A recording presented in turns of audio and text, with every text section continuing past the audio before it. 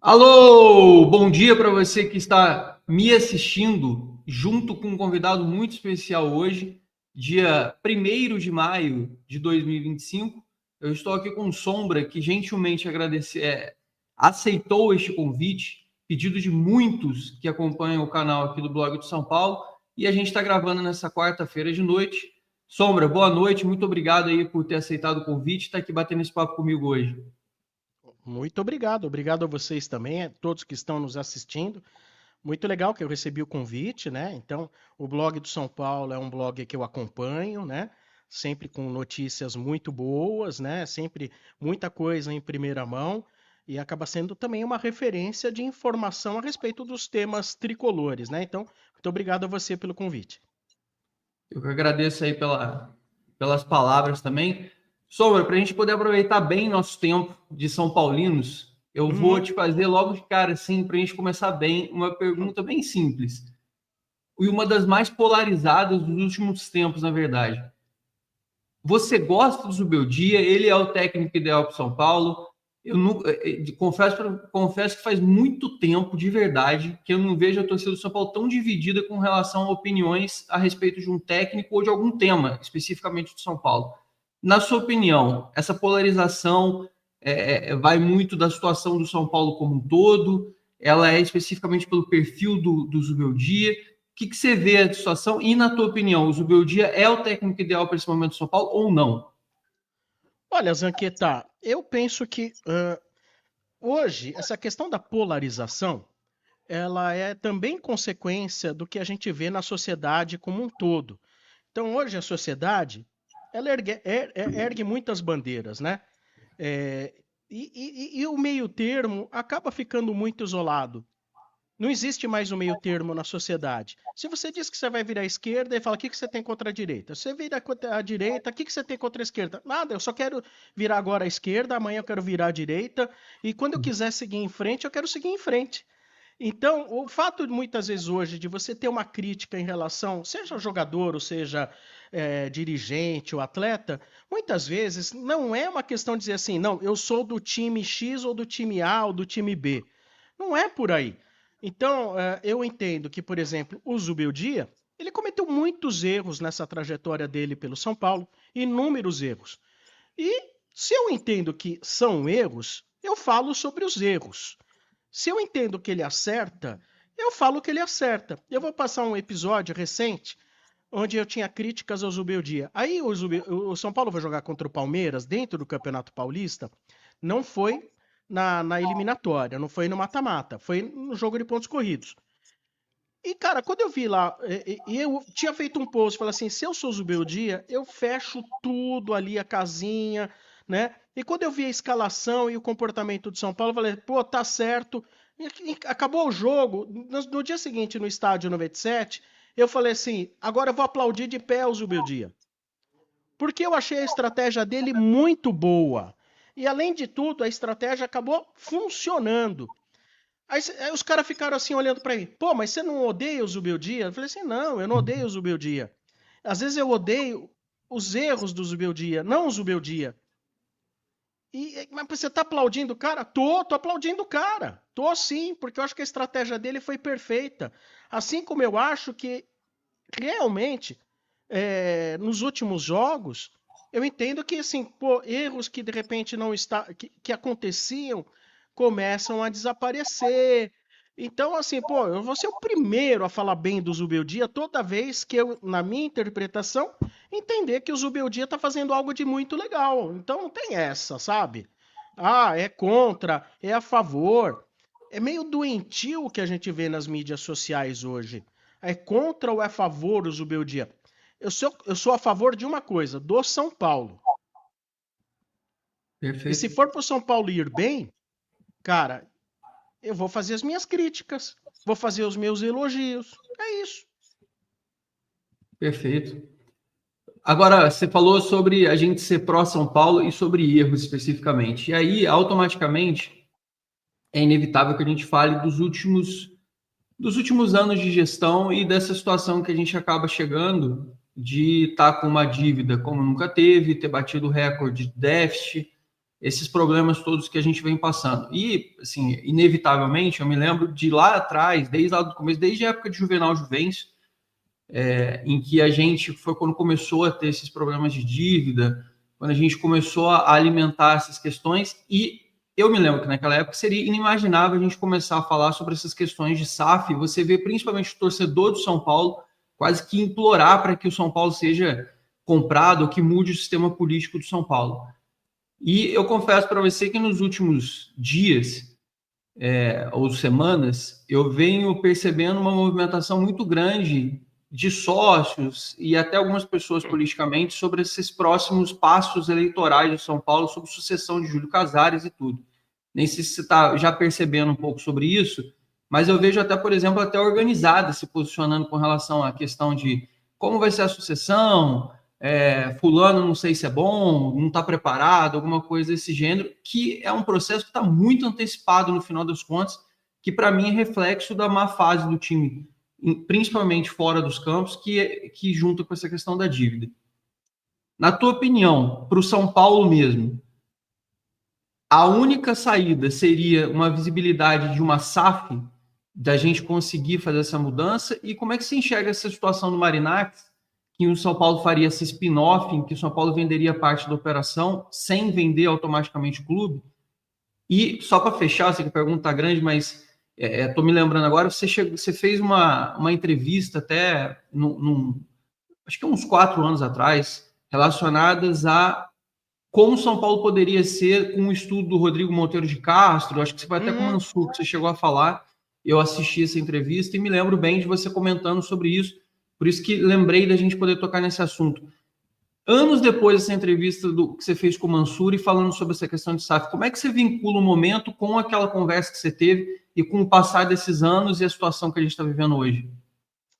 Olha, Zanqueta, primeiro, que assim, uma das coisas mais tristes para mim é enxergar na SAF a única saída para o São Paulo. É muito triste. Eu sou de uma geração, provavelmente, certamente, eu sou de uma geração muito mais antiga. Minha geração é do Campeonato Brasileiro de 77, né? Eu já tinha ali 9 anos e ali assistindo o Tricolor. E, poxa, para vocês terem. Quando eu falo da questão da SAF para o São Paulo, e vocês vão entender a minha decepção que eu tenho com o que virou o São Paulo. Meu pai, por exemplo, ele era torcedor da Lusa, mas aquele torcedor tipo. Dane-se, né? E desde que eu comecei a entender das coisas, lá 4, 5 anos, meu pai falava assim: você tem que ser São Paulino, você tem que ser São Paulino, você tem que ser São Paulino. E ele ficava como se fosse um mantra na minha cabeça. O São Paulo tem os melhores dirigentes, o São Paulo tem o maior estádio particular do mundo, o São Paulo é feito por gente séria. Então você imagina ouvir isso corriqueiramente com 4, 5 anos? Pô, eu fui extremamente adestrado com essa ideia. Pô, e aí, logo na sequência, aí você tem Campeonato Paulista de 75, Campeonato Brasileiro de 78, aí vem Campeonato Paulista de 80, 81, não ganhamos 82 e 83, mas era uma geração muito boa, era o time que conseguia... tinham 2 times no Brasil que tinham um grande futebol naquela época, de 80, 81, 82. Depois teve a democracia corintiana, lá de 82, 80, também foi um muito bom time. Mas já em 80, a gente conquistando o Campeonato Paulista, e era um time chamado A Máquina, era conhecido como A Máquina, porque ele jogava como uma máquina.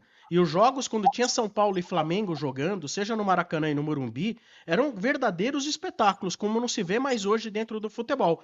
Um São Paulo e Flamengo na época era como você assistir hoje, você vê um Barcelona jogando contra a Inter de Milão, o que a gente vê no futebol europeu. Era sensacional. E, e aí eu meio que assim era fã dos dirigentes que o São Paulo tinha. Era Henri Aidar, era Galvão, Dalora, e eram os caras que, pô, tinham não só qualidade como empresarial, como tinham um nível altíssimo, sabiam se comportar perante microfone, televisão, né? Tinham altíssimo em relação a isso.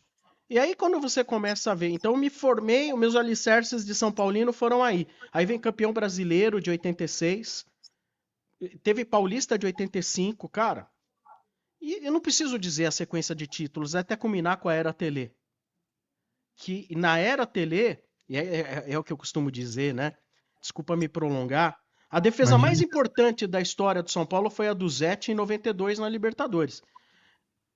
Tem muita gente falando, não, a defesa mais importante foi a do Rogério Ceni e do Gerrard em 2005. E eu te explico por que a de 92. A defesa do Zete nos pênaltis, no chute do Gamboa, possibilitou São Paulo ser campeão da Libertadores, possibilitou São Paulo ir para o Mundial, que o levou a ser campeão mundial, e ter sido campeão da Libertadores em 92 lhe permitiu, na Libertadores do ano seguinte, nem entrar na fase de grupos, já ir direto para o mata-mata. Então, assim, essa transformação do São Paulo de grande brasileiro para grande internacional, para um clube conhecido mundialmente, foi ali, naquela defesa do Zete. E um grande trabalho feito pelos dirigentes do São Paulo. Um grande trabalho feito pelos dirigentes. Lógico que se você for ver o trabalho que era feito à época, e eu lembro muito bem, depois na sequência, conheci gente do marketing do São Paulo. Você via assim, em relação ao que é hoje o marketing no futebol, era uma coisa muito embrionária. Mas o São Paulo, com aquele embrionário que ele tinha, os outros não tinham. Então, São Paulo sempre estava. Não era um passo à frente, ele estava 10, 20, 1.000 quilômetros à frente de todos os outros. E aí, os outros. Não é que os outros melhoraram, o São Paulo estagnou. Em determinado momento, o São Paulo estagnou, foi caindo, caindo. E eu lembro bem, aí veio Juvenal, Marcelo Portugal Gouveia. E por mais vitoriosa que tenha sido a gestão do Juvenal, eu entendo que ele foi um câncer político para o São Paulo. O Juvenal ele trouxe o modus operandi político que a gente vê no Congresso Nacional. O São Paulo era um clube onde existia uma harmonia muito grande, onde existia uma escolha por aclamação da presidência. E por causa do Juvenal, com a visão política dele, houve uma cisão muito grande dentro do São Paulo que perdura até hoje. Então não era mais, entendemos que esse é o melhor para o São Paulo. Começou aquela história. Não que todo aquele povo da então situação que hoje é oposição, e que também já misturou tudo, que a gente não sabe mais o que é situação e oposição, porque o Pimenta tá com o Casares. Mas eu lembro, não era por causa disso que todo presidente de São Paulo era bom. São Paulo teve um presidente naquela época, ali no fim dos anos 90, que era o Bastos Neto, foi horroroso. Ele foi horroroso, sabe? Foi um retrocesso aquela presidência. Mas na época eram 2 anos de presidência. Então 2 anos passou, tá, tchau, valeu, um abraço, vem o Paulo Amaral, dá uma melhorada ali no São Paulo, né? Aí veio o Marcelo Portugal Gouveia, processo democrático ele. E o Marcelo Portugal Gouveia, ele foi eleito basicamente pelo processo inserido pelo Juvenal na política, né? Mas veja bem, olha o Marcelo Portugal Gouveia, era um lorde. Eu entendo que ele talvez tenha sido um dos últimos verdadeiros cardeais do São Paulo, sabe? Um que eu falava assim, pô, esse é meu presidente.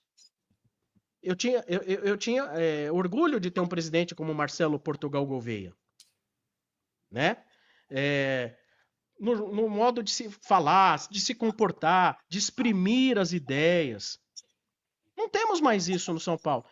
E aí, fim do campeonato de 2008, aí vem aquela coisa, terceira gestão do São Paulo com Juvenal, 2009, lembro como se fosse hoje, 2009, e eu já preocupado com algumas coisas do São Paulo em termos de finanças, é como se fosse hoje, e ele estava ali, mais ou menos naquela época que o Muricy foi demitido, eu estava ao telefone conversando com o Vitor Birner, que foi meu colega de arquibancada na Dragões nos anos 80, para quem não sabe, o Vitor Birner era da arquibancada, da Dragões, cabeludo e heavy metal. E eu lembro como se fosse hoje que ele me fala, Sombra, só para você saber, nossa dívida está em 30 e poucos milhões de reais. E na época eu falei, meu Deus, Birner. Então a minha preocupação, desde aquela época, era com a parte financeira, porque eu sei que se você não tiver financeiro bom, vai ser difícil ter time bom. A instituição, ela prevalecer em alicerces fortes, você precisa ter o colchão financeiro. Eu sempre tive uma ideia de futebol, ainda que gerenciado por associados, mas eu tive sempre uma ideia de futebol gerido como empresa.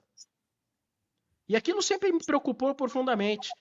E desde então, desde aquela terceira gestão do Juvenal, que eu venho falando, vai dar problema, vai dar problema. Aí, quando você fala vai dar problema, você vira o tio chato, o cara que não curte a vitória. Eu amo as vitórias, eu curto vitórias. Eu não choro quando perde, eu choro quando é campeão. Sabe? Então, mas as pessoas.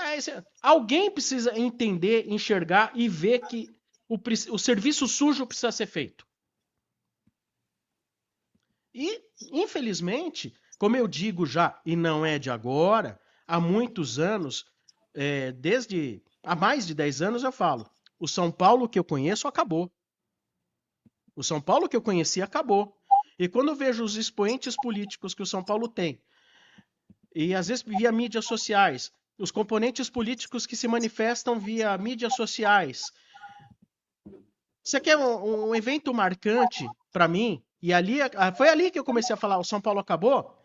Foi aquela inauguração da churrasqueira, com xingamentos do Juvenal, torcida organizada. Ali eu falei, gente, agora corintianizou de vez, agora acabou. É verdade. O São Paulo, cara, virou uma espécie de Corinthians com uma terceira cor. Não tem lá grandes diferenças. Hoje a diferença entre os dois é de 1,5 bilhão. Entende o que eu estou dizendo? Sim. Eu quero o São Paulo de volta. Eu quero o São Paulo de volta. Mas quando a gente vê o comportamento das pessoas, a guerra política pelo poder, aí você vê assim, você começa. Quais são as coisas que eu não vou citar nomes, mas quando você começa a ouvir, olha quem deve ser o candidato na próxima, não, deve ser esse. A briga política, você fala, agora ferrou de vez, agora ferrou de vez, agora estamos perdidos. Agora estamos perdidos. Não é que não achasse que já estava, é só consolida uma teoria que eu tenho. Só consolida uma teoria. Para a garotada, é um papo muito chato. Porque o que repercute na internet, o que dá like, o que viraliza, não é falar de coisa séria. É falar, chupa e vamos em frente, dane-se, né? Chupa a galinha, chupa sem mundial. O que importa é ganhar título, não é balanço. O pessoal fala, eu não comemoro o balanço financeiro, eu comemoro títulos, né? Mas na hora de falar que o Corinthians está quebrado, que está com 2,5 bi, tá todo mundo torcendo para quebrar. Porque qual é a resposta? Porque se quebrar, acaba o futebol. Sim. Só que o tio chato aqui, quando fala que se quebrar, acaba o futebol, eu falo muito mais do próprio rabo do que dos outros. Porque a minha preocupação é, nós teremos amanhã um São Paulo para torcer? Então, quando você vê assim, o pessoal fala, pô, mas SAF, pode vir uma SAF ruim. É verdade, porque quem vai escolher a SAF para qual você vai, se escolherem um dia, vão ser os próprios gestores que hoje estão aí, né? E a gente não sabe, vão escolher que tipo de SAF, com quem, quais são os meios para se escolher, né? Pode vir coisa ruim, tem toda a razão, pode vir coisa ruim, como foi coisa ruim para o Vasco, né? Como a gente tem algo meio incerto entre o bom e o ruim no Botafogo, pode, é verdade. Mas para essas pessoas ainda respondo, o ruim eu já sei quem são. O ruim é o que a gente já tem, e há muito tempo, sabe? E às vezes não é questão de falar da figura do presidente. A questão é falar de grupos que se revezam, de um grupo que bota lá uma dança das cadeiras, só muda quem senta, quem fica de fora, mas é o mesmo grupo, a mesma consciência, né? Então não adianta. O Júlio falava do Leco, que o Leco não falou com tanta veemência, mas não soube tratar de receitas e despesas, tal, sabe? E o Júlio, tá falando o quê? Sabe? E são os mesmos grupos políticos, todos se apoiam. Então você fica assim, pô, estamos perdidos. E quando eu ainda acho que o Júlio talvez seja uma das melhores coisas que tenha dentro do São Paulo, é desesperador. Eu não estou acostumado a torcer para um clube onde você tem uma manchete no dia seguinte, ou seja, posts na internet, no X, no Facebook, que você tem um presidente de conselho que ficou de calça riada num bar. Sério mesmo, eu não consigo imaginar o Marcelo Portugal Gouveia, porque presidente de conselho no São Paulo tem muita importância, como a presidência do executivo também tem. Eu não consigo imaginar lá o Henri Aidar, o Galvão, numa condição dessas. Juro que eu não consigo. Então, essa questão do perfil, da categoria das pessoas que regem o São Paulo é uma coisa que me preocupa muito. E eu digo já há muito tempo, enquanto não houver uma injeção de dinheiro gigante no São Paulo, mas gigante, a gente não vai sair disso. E eu não estou falando agora com uma dívida de 1 bilhão. Eu já falava aqui há um tempo, quando era 300, 400, sabe? Enquanto não tiver muito dinheiro colocado dentro de São Paulo, injetado dentro de São Paulo, São Paulo não vai conseguir sair dessa. Não consegue. O São Paulo enxuga gelo. Ou melhor, não está conseguindo enxugar o gelo. Está fazendo água. O gelo está fazendo água. As dívidas só aumentam. Por isso eu sou a favor da SAF. Ainda que, putz, quem vai escolher a SAF? Porque tem muita coisa. Ah, quem escolher vai querer uma participação na SAF a seguir. Não sei. Também não posso fazer esse tipo de afirmação. Mas posso questionar, né? Se, de repente, quem assinar amanhã uma possível SAF, se assina de papel passado que jamais vai ter qualquer relação com a SAF que virá.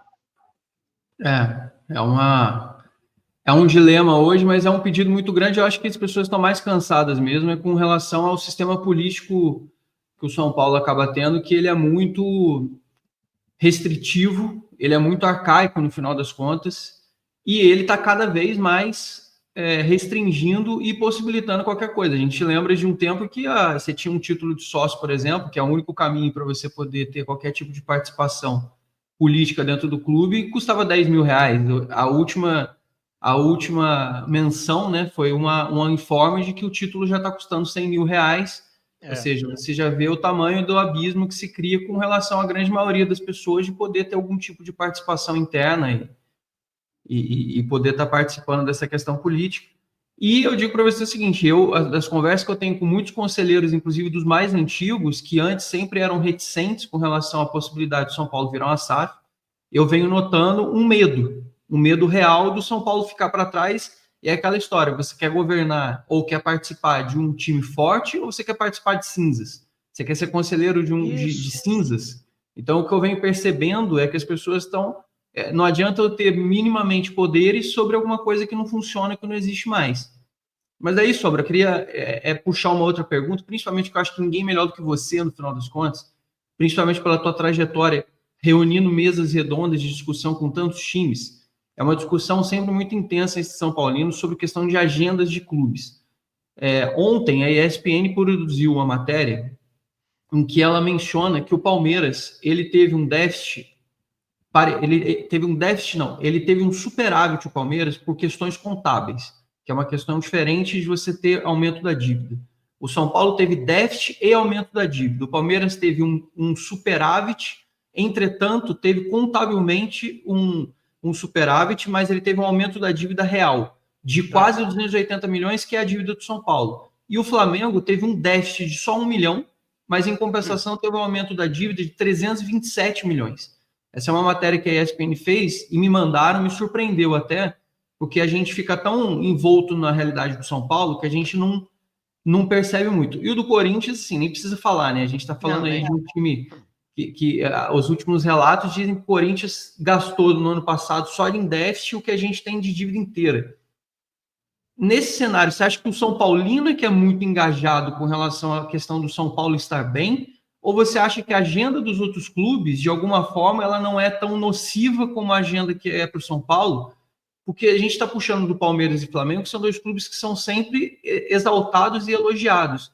Mas a gente está falando do Palmeiras ter levantado a dívida dele quase no mesmo âmbito que o São Paulo. E o Flamengo no âmbito acima do que o São Paulo teve ainda no ano passado. Claro que eles têm uma situação financeira somando um período longo, melhor do que a nossa.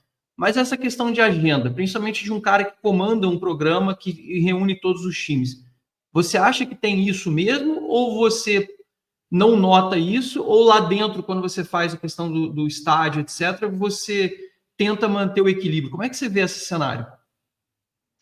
Olha, esse negócio de agenda, eu não posso te dizer que exista uma agenda. O que eu acho que às vezes você tem, num programa, e não é o caso do Estádio 97, porque nós somos torcedores, essa é a realidade. Somos todos torcedores. Mas vamos lá, você pode ter um programa X de TV, onde você tem ali um perfil de pessoas que têm ali um pensamento que flui meio lado a lado. Então, quando você tem lá Palmeiras e Flamengo, por mais que eles tenham pontualmente um aumento de dívida num determinado momento, né, nesse ano, como você está dizendo, eu não tive a oportunidade de ver, mas você muito bem informado está trazendo. Vamos entender. Flamengo e Palmeiras. Quais são as condições deles hoje? Dívidas pontuais, aumento de dívida pontual num ano, por às vezes você ter ali uma não correspondência de receitas e despesas, isso pode acontecer pontualmente num ano, né? Então você pega o Flamengo e o Palmeiras, pô, eles aumentaram a dívida. Então vamos lá. Entre São Paulo, Palmeiras e Flamengo, quem tem maior potencial e poder de reverter essa dívida de pronto esse ano? A resposta é óbvia: Flamengo e Palmeiras. Uhum. Essa coisa do São Paulo sempre ficar com desculpa, nossos jogadores machucaram, por isso estamos quebrados, por isso estamos com problema, é uma grande balela. Tire o que tem de venda de jogador. Imagine que o Pablo Maia, que se machucou, tivesse vendido por 100 milhões de reais. Teríamos ainda um déficit no ano passado de 189 milhões. Né? Veja quanto o Palmeiras fatura com as suas propriedades na camisa, quanto o Palmeiras fatura com seu sócio torcedor, né? Então a gente vai entender muito bem. E o Flamengo, não precisa nem dizer, né? O Flamengo eu até aceito, ele fatura mais que o São Paulo, estamos falando de uma torcida que talvez seja o dobro, 2,5 vezes ou 3 vezes a do São Paulo.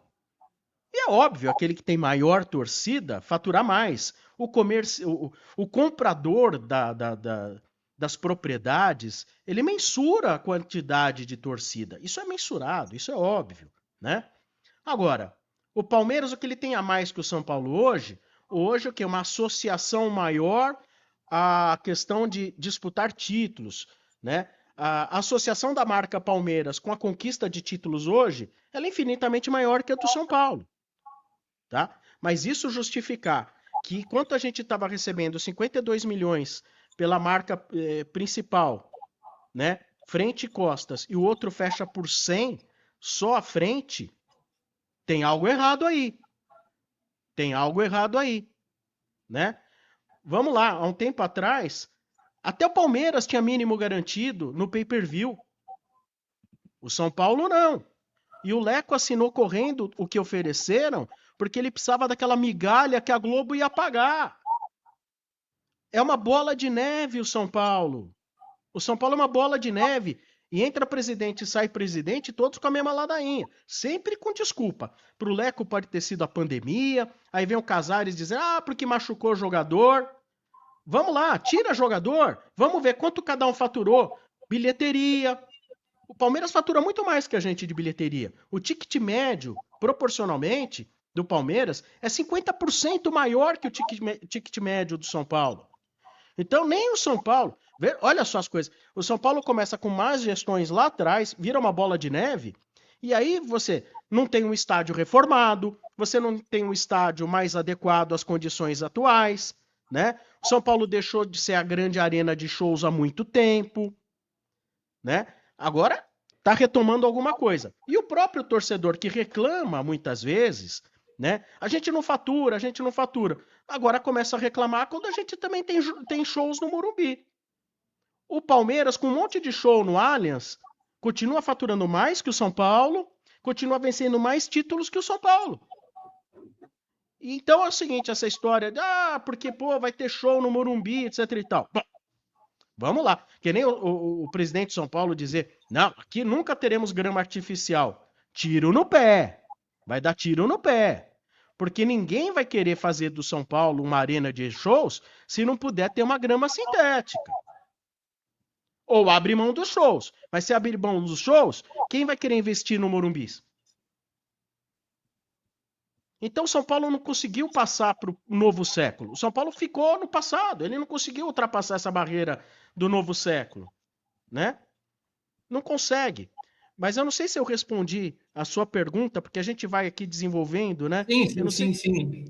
É mais sobre realmente a questão, porque eu acho interessante essa questão da agenda positiva, porque a gente talvez veja uma certa, como é que eu posso dizer assim, eu tenho essa percepção um pouco, e falo até com alguns amigos jornalistas, principalmente, eles dizem que não percebem isso, mas a gente como torcedor, a gente tem uma certa visão de que, não no teu programa, porque realmente no teu programa você vê que todos os times, de alguma forma, dependendo do momento, todos eles têm a sua berlinda, né? Todos eles têm o seu momento de ter a brincadeira, de ter a hora do vamos brincar, vamos sacanear, tem toda essa coisa, a outra pegada. Mas em outros programas, a gente vê que normalmente, vou te dar um exemplo, e não tem problema nenhum falar, por exemplo, o UOL, você pega uma manchete assim, o São Paulo, ele sofre para segurar uma vitória no final do Clássico, o São Paulo, a manchete o São Paulo quase deixa a derrota escapar.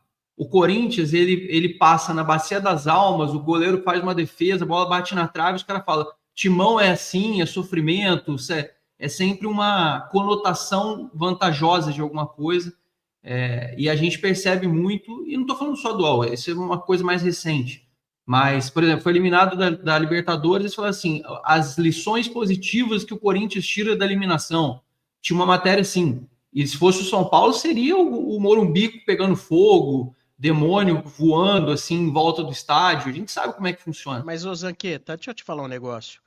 Eu não tenho procuração de jornalista nenhum. Eu acho que tem jornalista que pesa a mão conforme o time que torce, sabe?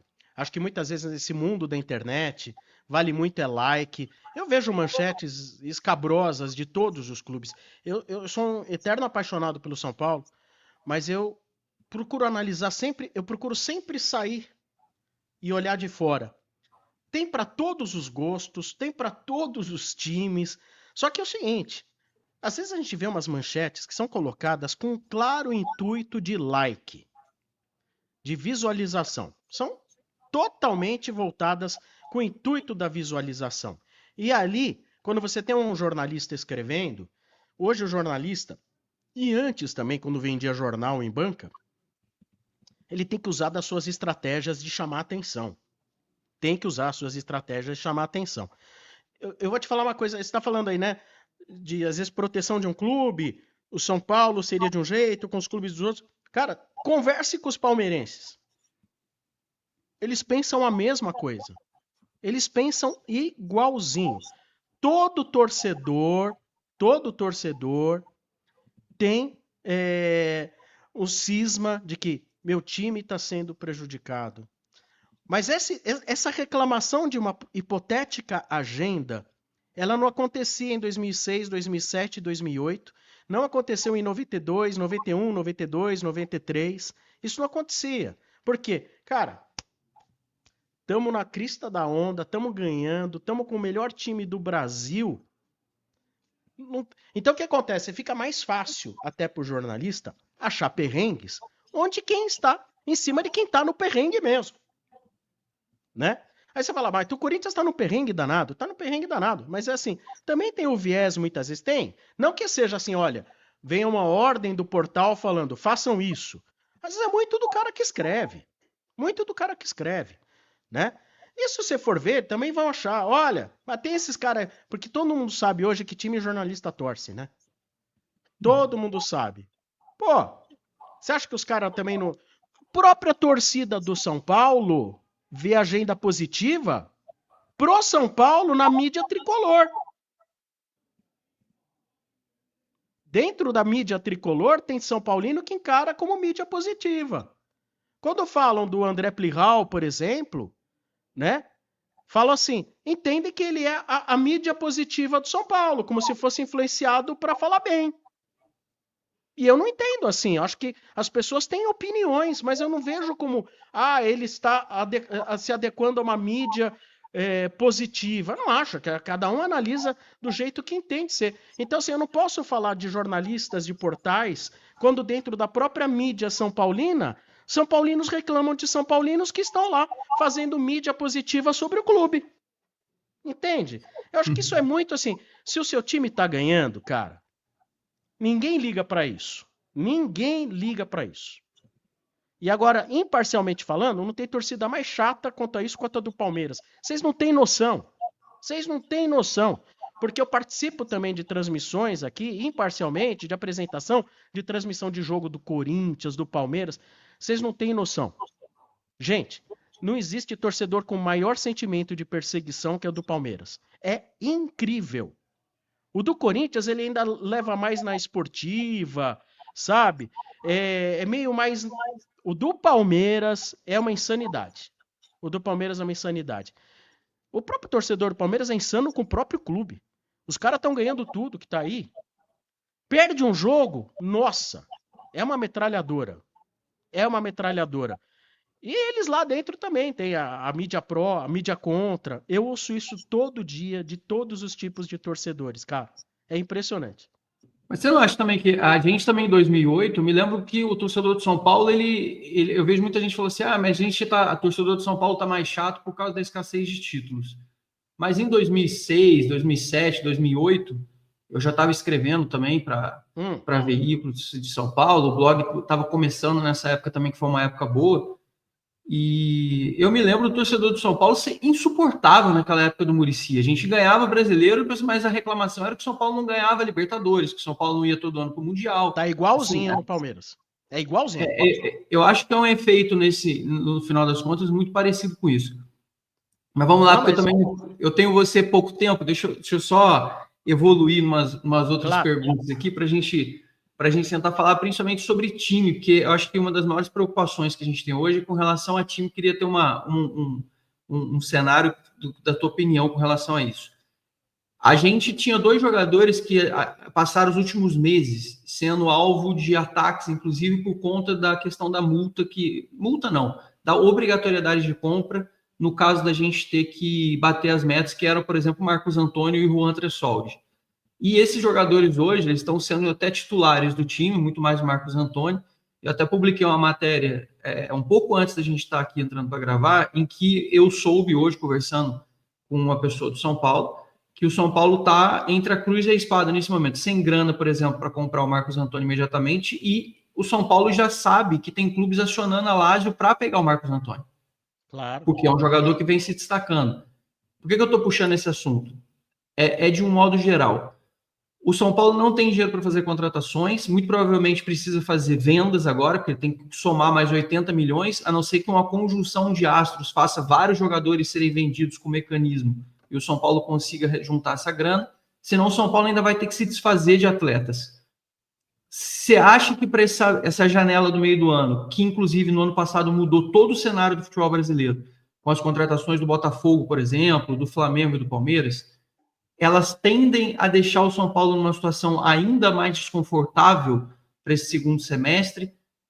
Como é que você está projetando esse meio de ano com paralisação e esse retorno, principalmente com a pujança financeira de outros clubes que com certeza vão colocar mais dinheiro na mesa, e a gente tirando cada vez mais e ainda tendo que sangrar, ainda correndo o risco de perder jogadores que teoricamente são nossos, como por exemplo o Marcos Antônio, que eu acabei de dar o exemplo. Como é que você está enxergando isso?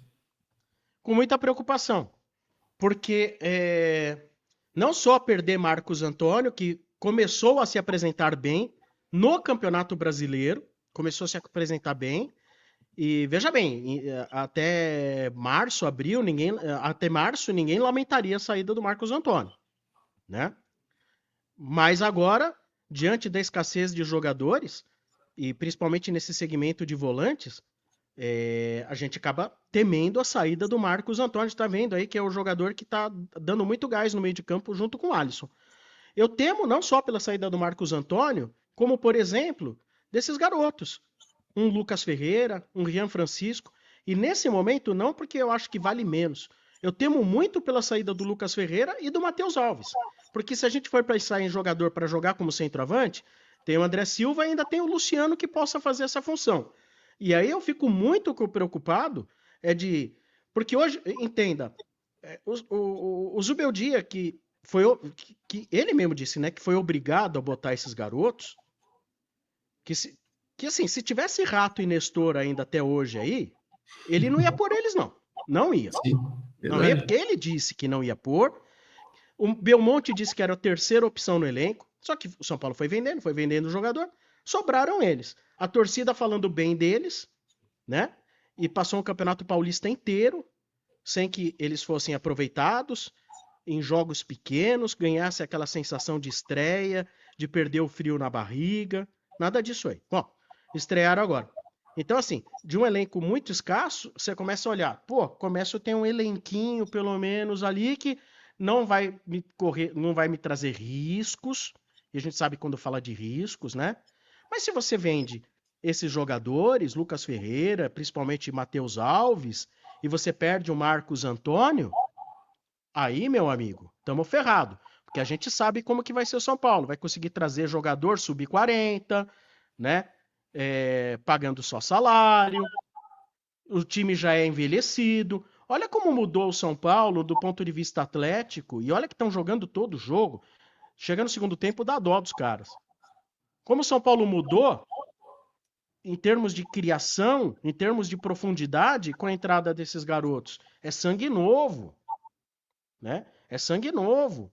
É sangue novo que outros que estavam lá não podiam mais dar. O Rato, mesmo o Nestor, que é jovem, nunca foi um cara de grande velocidade. Como faz diferença ter esses garotos em campo? É outra velocidade, é outro ritmo de jogo. Então, pô, de um momento que você começa a pensar, pô, quando eu recuperar o Lucas e o Oscar, ainda vou ter no banco o Lucas Ferreira, vou ter no banco o Matheus Alves, ó, tem o Ferreirinha ainda, e tem esse menino aí que tá chegando aí, o Luca, né? E você olha à frente, tem o André Silva e tem o Luciano, você fala, bom, meio pra frente, nós estamos tranquilos.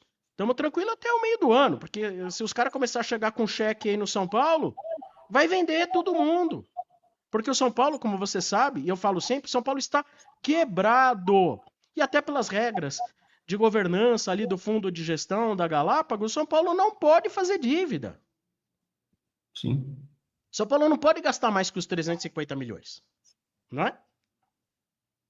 Então Como eu é que você, entendo, sim. o que você faria, então, né? Se a gente for parar para pensar, esse que é o grande dilema hoje. Isso é uma coisa que eu, inclusive, debato muito com o pessoal quando a gente faz uns videozinhos toda semana, em que eu puxo até os membros do canal, os torcedores para falar. Isso é uma situação que deixa todo mundo, assim, num desconforto, igual a gente está aqui agora, porque não tem resposta certa e nem resposta simples. Porque de duas, uma. Ou você vende jogadores do time e faz o plano financeiro, ou você quebra o plano financeiro e reforça o time. E é um dilema completamente absurdo, porque a gente se vê numa situação completamente calamitosa, em que a única saída que a gente tem hoje é, de repente, você pegar uma grana do Marinax, por exemplo, se você fizer o esquema de Cotia, e você realmente assinar até o meio do ano e você ter um reforço de caixa de 125 milhões, 130 milhões, aí, dependendo de como tiver a cotação da moeda na época. Hoje, a única saída que a gente vê no curto prazo é essa, para você sobreviver. Tá bem difícil, né, Sombra? Se a gente parar para pensar como São Paulino, eu vi você falando dos anos 90, dos anos 80, se a gente parar para pensar esse 2025, a gente está num dos piores anos, talvez, da nossa história. Então, vamos lá. O São Paulo precisa achar 85 milhões de reais aí para fechar as contas de acordo com o orçamento. O São Paulo tem que achar esse dinheiro, né? E vai bater as portas de precisar de mais, não 25 milhões, mas precisar de um terço desses 25 milhões para poder honrar a primeira parcela do Marcos Antônio para ficar com ele. Estamos falando aí de, vamos falar, arredondar 95 milhões de reais. Se o São Paulo conseguir vender pelo que vale um jogador como o Matheus Alves, ou o Rian Francisco, ou o Lucas Ferreira, você perde um jogador. Um jogador. E o que eu entendo que vale? Se o Beraldo, já jogando, óbvio, foi vendido por 20 milhões de euros ou perto disso, um jogador como o Lucas Ferreira não pode sair do Morumbis por menos de 35 ou 40 milhões de euros. Não pode. Não pode. E vai dar dor no coração se o São Paulo, porque precisa de 95 milhões de reais, acaba queimando o jogador. Saída vai ter que vender um. O meu medo é eles entregarem tudo isso pelo dinheiro do menino lá que foi lá William para Gomes. que tá aí em Portugal, William Gomes. Sabe? E hoje quando falam, pô, não tem que quando o Zubeldia lá não tinha quem pôr no lugar do Ferreirinha, que ele teve que dobrar lá e dobra os cantos, não sei o que lá, e tira, põe o Wendel. Pô, não seria legal ter o William Gomes ali como reserva? Sim. Seria. Então, assim, de quem é o erro de estratégia? Do Zubeldia, da direção? Porque eu vi o Casares falando, vimos que ele não ia ser mesmo aproveitado, tão aproveitado e vendemos. Entendeu? Então eu temo que, porque está precisando muito de dinheiro, esses garotos aí, ou um ou dois, acabem sendo vendidos no meio do ano com os times que querem comprar com a faca no pescoço do São Paulo. Falar, eu tenho 100 milhões aqui, você quer? É pegar ou largar. E o São Paulo pegar. Porque também não teria outra saída. Já o dinheiro do Marinax, que a gente vai saber quando que isso pode acontecer, é um dinheiro para entrar, porque ele vai ter participação na base. Mas é um dinheiro para ser usado onde? Porque se eu sou o cara que está pondo dinheiro para ser usado na base, eu quero que seja usado na base. Ou vão contar uma historinha para ele, botar no contrato lá e tentar passar um contrato onde, olha, você vai pôr aqui, mas a gente vai precisar de um dinheiro também para aquilo, pro profissional, pro principal. Qual que é a história verdadeira que está por trás disso? Esse dinheiro do Marinax pode ser usado, sim, para comprar o Marcos Antônio, pode ser usado para colocar e quitar despesas financeiras para o São Paulo poder resistir à venda de jogadores agora no meio do ano? Tudo muito ainda. Eu É vi que um nem... business plan preliminar que foi passado para o mercado, né? Na época o São Paulo ainda estava buscando, né? Ainda estava tentando ativar essa ideia. Aí o São Paulo ativou essa ideia, está aprofundando agora. Tem um escritório de advocacia até aberto pelo conglomerado do Marinax, discutindo os termos do contrato com o São Paulo. E os termos eram 40, 30, 30. 40 cotia, 30 pode para o Ok, futebol profissional e 30 podia até para dívida.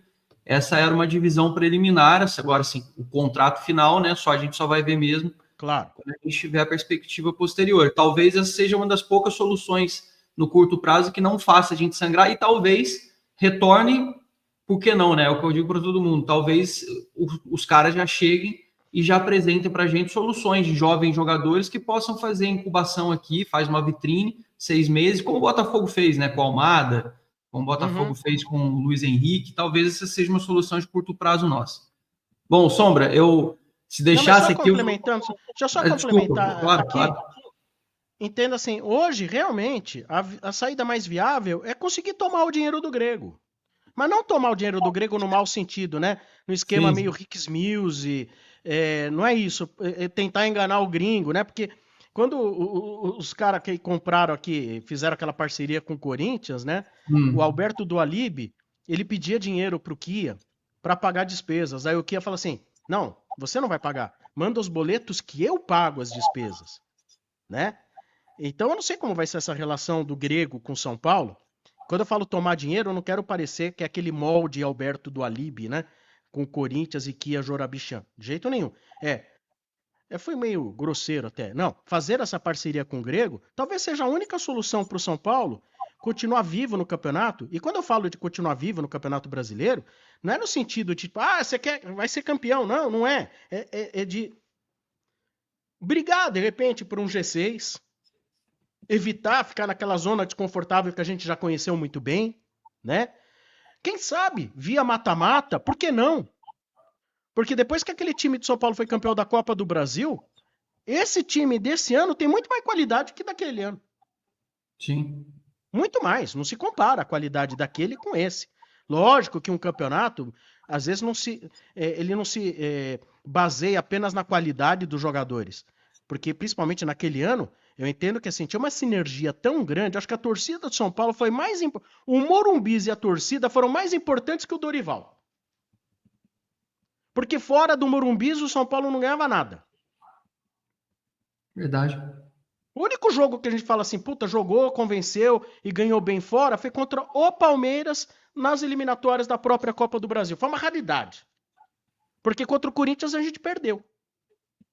E Sim, se o Lucas não viesse, não sei se a gente ganharia do Corinthians. O Corinthians perdeu o Roger Guedes e a gente ganhou o Lucas. A torcida inflamou. Tinha uma sinergia muito grande naquele ano, Morumbi São Paulo. Que convenhamos, hein? Ser campeão da Copa do Brasil com Rato e Nestor, cara. Para. Os deuses ajudaram a gente. verdade. Tem toda razão.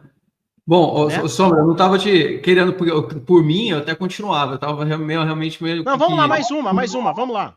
interrompendo, porque você falou que tem um próximo programa aí. Só para falar, eu estava aqui olhando, ouvindo você falar, inclusive É, vendo o Dorival. Você está falando do Dorival, acabei de olhar aqui. O Dorival está, neste momento, com uma camisa roxa do Corinthians entrando em campo para jogar a Copa do Brasil. Agora também está aqui na é. tela de TV, enquanto você estava falando exatamente do Dorival. E a gente puxando. Então, vamos para a gente falar sobre a última pergunta aí com relação a futuro do São Paulo.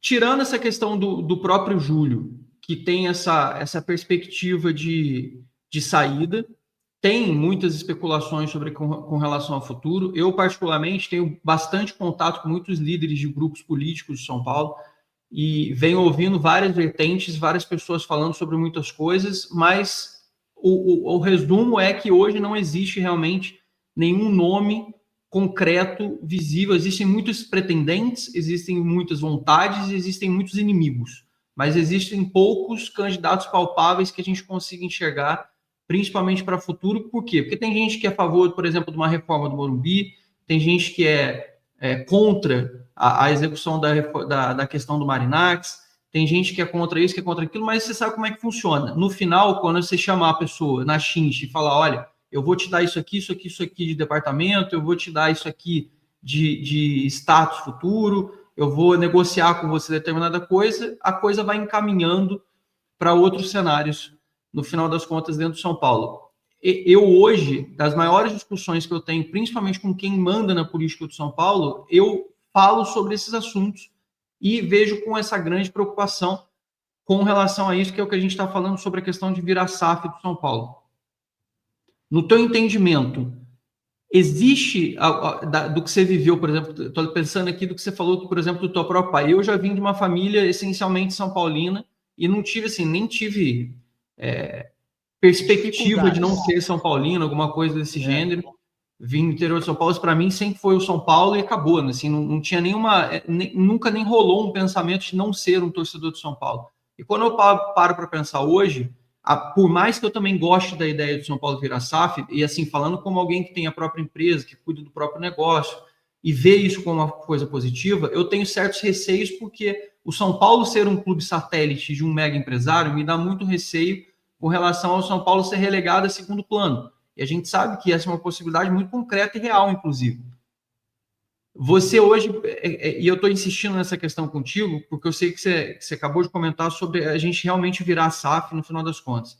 Uhum. Não te dá um pouco de receio quando você para olhar, putz, se eu continuar nesse cenário político, o São Paulo vai ser fatalmente sangrado até não sobrar nada.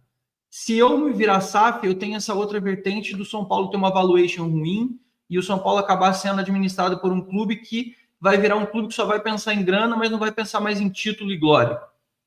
Não te dá um pouco de medo lembrar do teu passado como criança, de falar assim, puto, São Paulo, daqueles anos 80 e 90, e a gente já não conseguir mais resgatar, nunca mais entrar nesse trilho de falar assim, puto, São Paulo nunca mais vai ser aquilo que foi o meu São Paulo de verdade?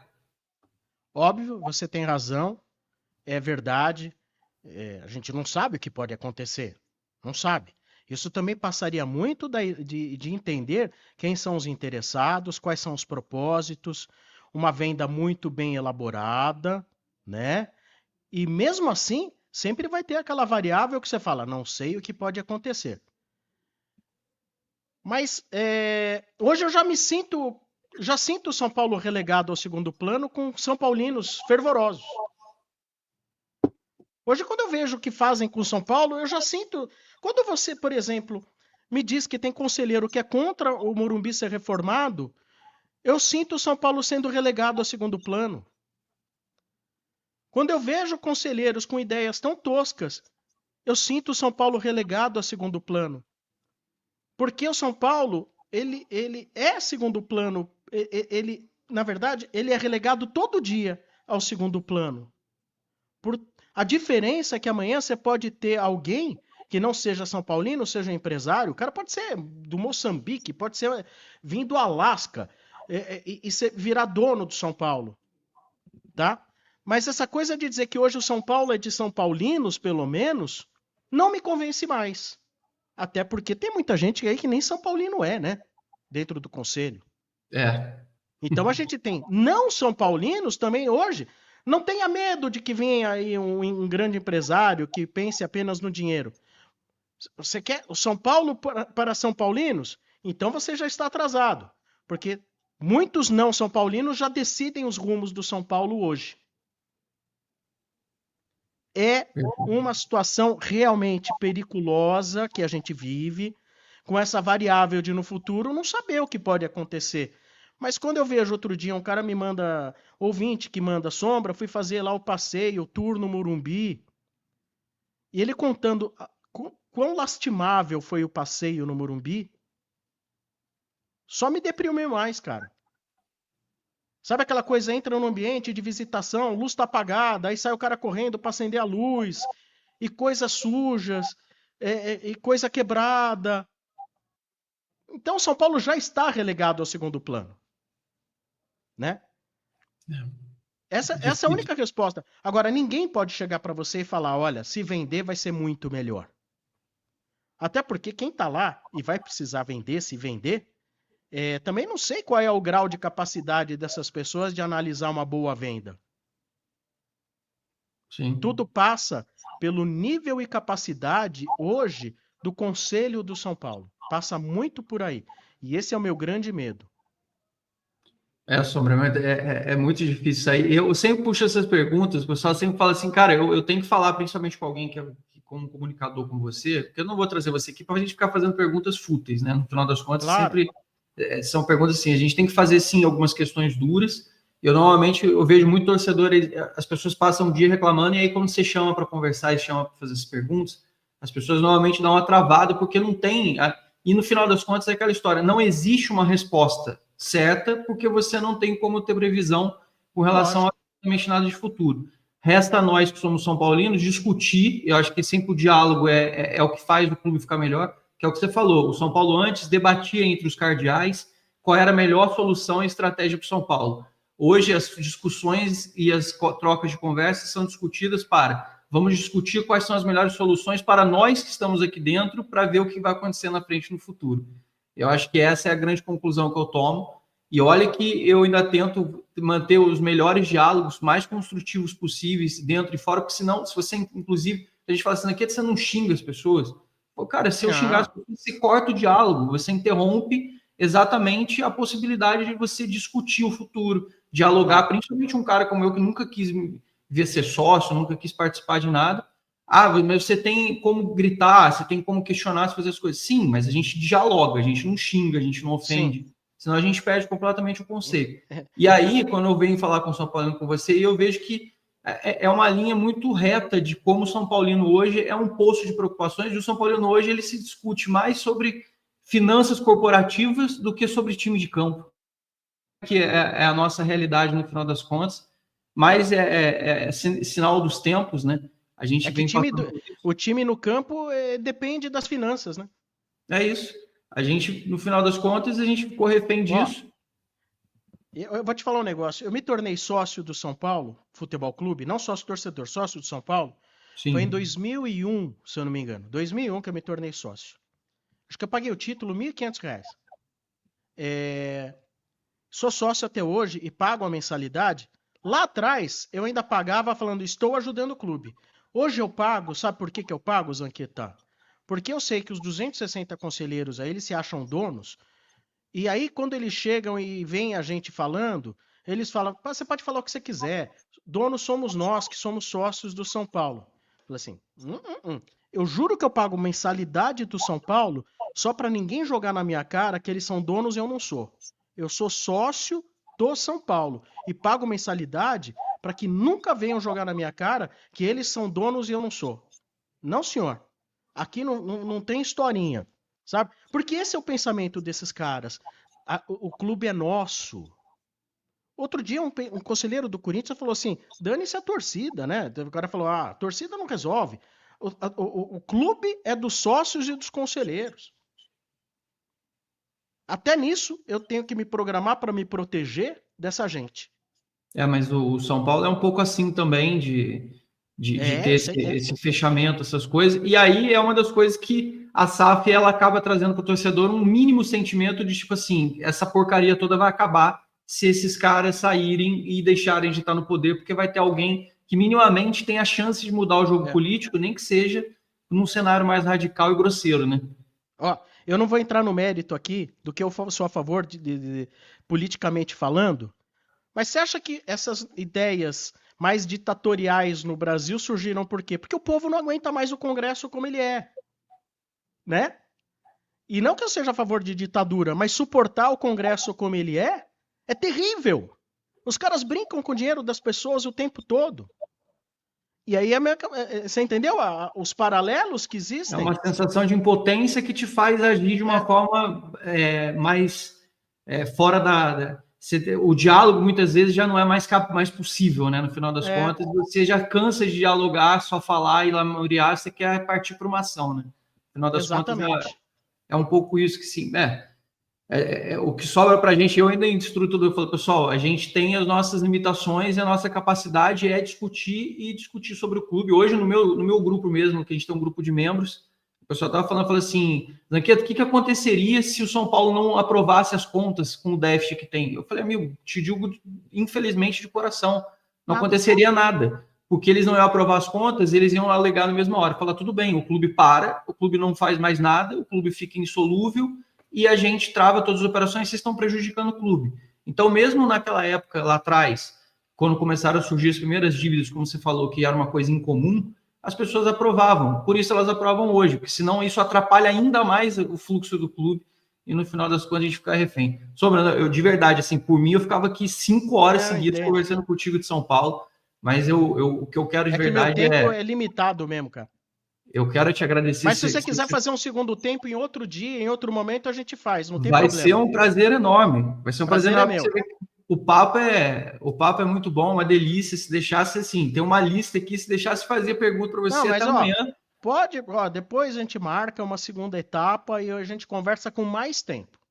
Perfeito. Maravilhoso. Então, assim, Sombra, de coração, muito obrigado, principalmente porque, não só por você estar aqui hoje, mas principalmente por sempre ter sido justo, né, correto, porque muitas vezes o fato de eu não ser jornalista e o fato da gente ser torcedor incomoda muitas pessoas, principalmente com informações, essas coisas, você não sempre foi um cara muito correto, sempre foi um cara muito sério com relação a dar crédito para a notícia, para a informação, para valorizar o que a gente faz ali no blog também, que é de torcedor. A gente também não tem nenhum interesse não tem nenhum interesse de competir com mídia nenhuma, de competir com absolutamente nada. Sem dúvida. É só questão do que é certo mesmo. Mas, assim, obrigado por tudo. Principalmente, parabéns pelo teu programa, que você foi se redescobrindo ao longo do tempo, né? É um programa que o pessoal acompanha até hoje, não é à toa. Vocês foram sempre... As mutações eu venho acompanhando, agora mais distante, mas a gente sempre vê os quadros que vocês fazem e você capitaneando isso aí, esse projeto aí, você está liderando isso aí há muito tempo, só mostra aí a tua competência para fazer todo esse trabalho, esse processo todo, e me sinto confortável de saber que tem um São Paulino no comando desse processo como um todo, porque, como a gente falou, a gente sempre fala assim, pô, os caras sempre falam de um time, esse é a nossa percepção, mas quando a gente sabe que tem um São Paulino ali que fala por nós, no final das contas ajuda. Então, Sombra, obrigado principalmente por ter esticado. Vamos com certeza fazer um outro tempo aí com relação a isso, para a gente poder discutir mais outros assuntos, e vou tentar separar assuntos mais gostosos, mais prazerosos para a gente falar. Queria te desejar aí uma boa noite e, de novo, de coração, te agradecer por esse tempinho que a gente passou junto aqui. Valeu, Zanqueta. Muito obrigado a você pelo convite. Vai ser um prazer fazer essa segunda edição, né, com mais tempo para a gente falar bastante. Porque, assim, cara, uma das coisas que eu mais gosto na vida é falar de São Paulo. É isso. Não existiria o programa Estádio 97 se eu não gostasse do São Paulo. Concordo? Porque a ideia era fazer um programa nascer a partir da paixão de torcedores. E se eu não tivesse essa paixão, por que eu teria essa ideia? Eu não teria visto uma importância de um programa para um torcedor se eu não fosse apaixonado pelo São Paulo, né? E como todos os telespectadores que estão agora nos acompanhando são todos apaixonados por São Paulo, porque quem entra no YouTube para ficar vendo um programa sobre o São Paulo tem que ser apaixonado pelo São Paulo, né? E então fica esse agradecimento a você, a todos que estão assistindo, fica o nosso muito obrigado, tá, Zanqueta? E tô bem no aguardo da gente marcar essa segunda edição, tenho certeza que vai ser bem legal. Beleza. Sombra, obrigado. Uma boa noite, um bom compromisso aí próximo para você e que venham boas notícias aí para São Paulo. Um Se abraço. Deus quiser. Valeu, abraço.